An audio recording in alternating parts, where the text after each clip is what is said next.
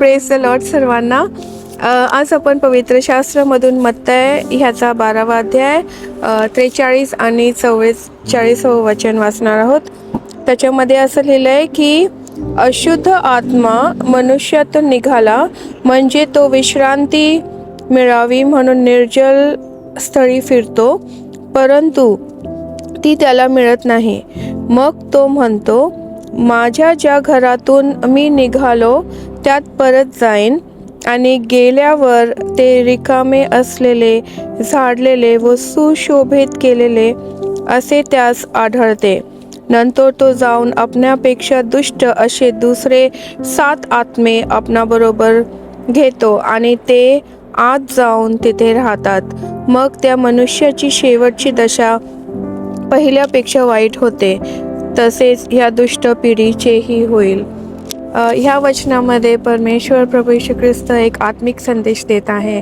परमेश्वरचं वचन सांगतं की तो दुष्ट आत्मा जेव्हा कोरड्या ठिकाणी जातो तो त्याला विश्रांती पाहिजे असते आणि त्या दुष्ट आत्म्याला कुठेही दुसरीकडे जागा मिळत नाही. तेव्हा तो पुन्हा ज्या व्यक्तीमधून काढला गेलेला असतो त्या व्यक्तीकडे परत येण्याचा प्रयत्न करतो. आणि जेव्हा त्याला दिसतं की ह्या व्यक्तीचं जीवन आता सुशोभित आहे, जेव्हा त्याला ते रिकामी जागा मिळते राहण्यासाठी, तेव्हा तो पुन्हा त्या ठिकाणी येण्याचा प्रयत्न करतो. आणि तो एकटाच येत नाही, पण त्याच्यापेक्षा वाईट असे 7 आणखीन दुष्ट आत्मे तो घेऊन येतो आणि त्या मनुष्याची परिस्थिती पहिल्यापेक्षा अधिक वाईट होते.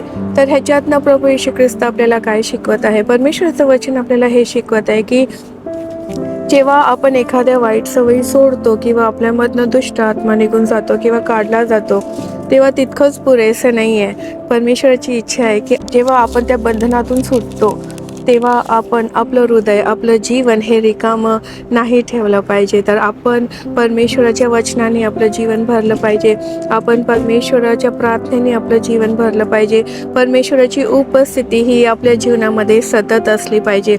कारण का एखादी वाईट गोष्ट काढून फक्त पुरेसे नाही आहे, पण त्या ठिकाणी जिथे आता मोकळी जागा झाली आहे, जिथे रिकामी जागा झाली आहे, तिथे आपण चांगल्या गोष्टी भरल्या पाहिजे. आणि ते आपण परमेश्वराच्या वचनाद्वारे, त्याच्या पवित्र आत्म्याद्वारे, त्याच्या प्रार्थनाद्वारे, त्याच्या स्तुती आराधनेद्वारे आपण ती जागा अशा रीतीने भरून ठेवू शकतो, म्हणजे त्या दुष्ट आत्म्याला पुन्हा संधी मिळणार नाही जीवनामध्ये येण्यासाठी किंवा पुन्हा आपल्या जीवनामध्ये कब्जा करण्यासाठी. तर आज मी तुम्हा सर्वांना प्रोत्साहित करते की तुम्ही पुन्हा त्या वाईट सवयी तुमच्यामध्ये येऊ नये किंवा ते वाईट कर्म तुमच्यामध्ये पुन्हा येऊ नये किंवा ते देहाचे कर्म जे तुम्ही ऑलरेडी ज्यांचा त्याग केलेला आहे, वाईट गोष्टी ज्याचा तुम्ही त्याग केलेला आहे, ते पुन्हा तुमच्यामध्ये येऊ नये.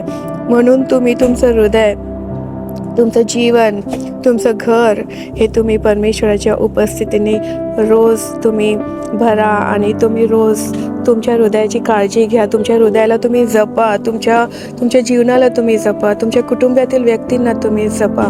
तुम्ही त्यांच्यासाठी रोज प्रार्थना करा आणि प्रभू येशू ख्रिस्ताच्या रक्ताआड तुम्ही सर्वांना रोज आणि रोज तुम्ही कव्हर करा. म्हणजे कुठल्याच दुष्ट आत्म्याला तुमच्या जीवनामध्ये, तुमच्या कुटुंबामध्ये पुन्हा येण्याची संधी मिळणार नाही, याची तुम्ही काळजी घ्या. Praise the Lord.